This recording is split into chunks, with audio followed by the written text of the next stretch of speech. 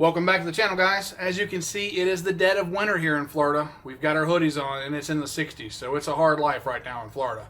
But as you can see behind me, we've got SVT Kevin's first gen big block Ford Lightning here.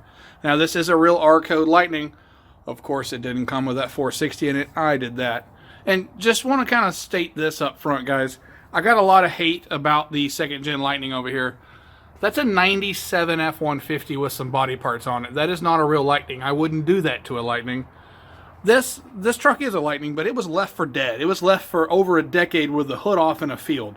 This is a rescue. We brought this truck back. It did not have enough Lightning components left to make it back a Lightning, so this is the direction we went. So for all you people out there that's upset of what I've done, you got to think of, I saved both these trucks from a rusty death. But with that said, we're going to be keeping this truck for a while. We're going to be doing some work to it. We're not going to do much with the paint and body work, but we're going to get this engine tweaked a little bit. We're going to change a few things. I don't know if you guys watched my last video, but there's something very important that we're going to take out of this engine that we installed back when we put it together.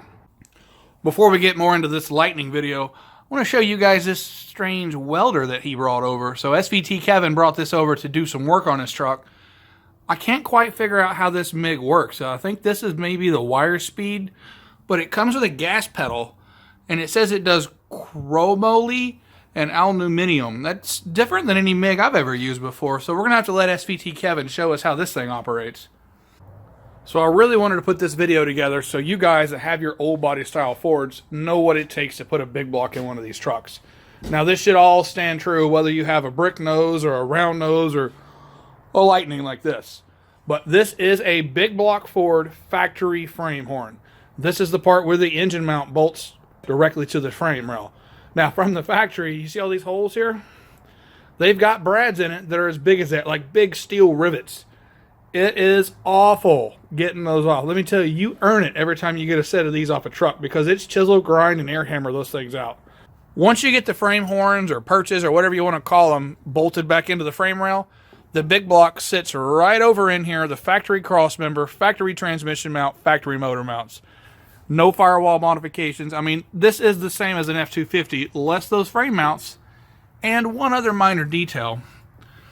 The cradle that goes across right here under the front of the oil pan is actually not designed to fit the oil filter of the big block. The big block trucks have a bit of a divot in it.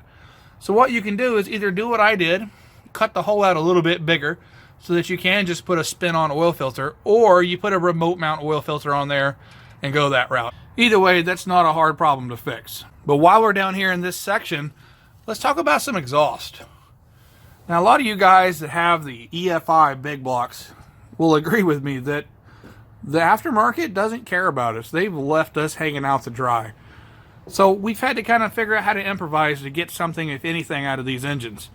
Now, these headers are long tube headers. They are designed to fit an old body style, and I want to say they're actually designed for a stick shift. Now, you can see they're all rusty. They were about a $150 pair of headers. But what we ended up doing, because we have these strange shaped 460 EFI ports, and we had to use headers for the old oval shape, you know, like a Cobra jet head. So let me draw you a quick diagram to kind of show you what we did to make that work. For you big block guys out there, you'll already know that these EFI heads have a goofy looking exhaust port that has a cathedral top with a square bottom. Now that's all fine and dandy if somebody would make me a header that would fit it, but they don't. They hung me out to dry. So these Cobra jets have a really complex design to them. As you can see, it would have been really difficult to just stuck with that Ford, but that's all I can get is a header that's shaped like that. So what we ended up doing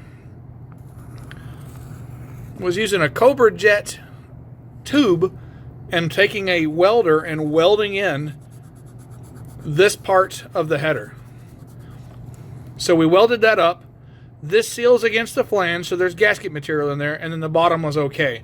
We used the factory bolt holes in the header. We just had to weld up the top of it, and the gasket overlap got it done.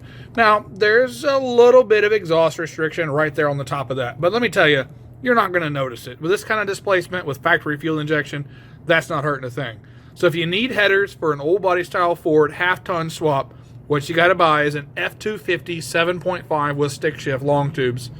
You can get the cheap ones for $140, $150, or you can find something more expensive. Just letting you know there is an option out there. So now I'm going to fire this thing up, and I want you guys to listen to this and see what you think. If I can find the keys. Found the keys.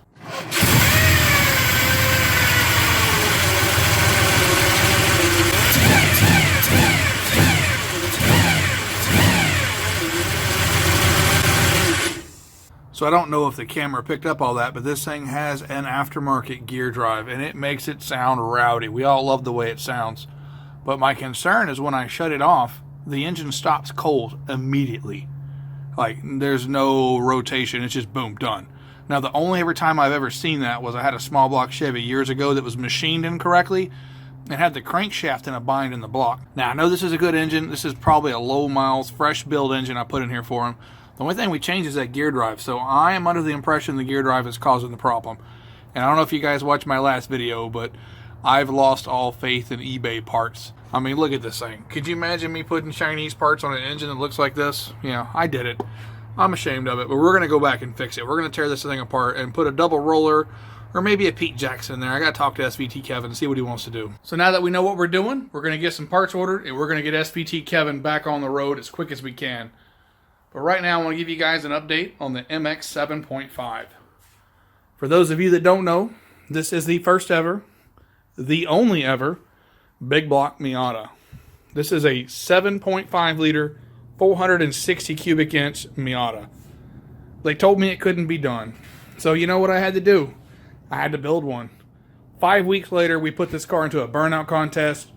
We blew a couple tires. We had a blast, met a ton of cool people. We're going to keep going.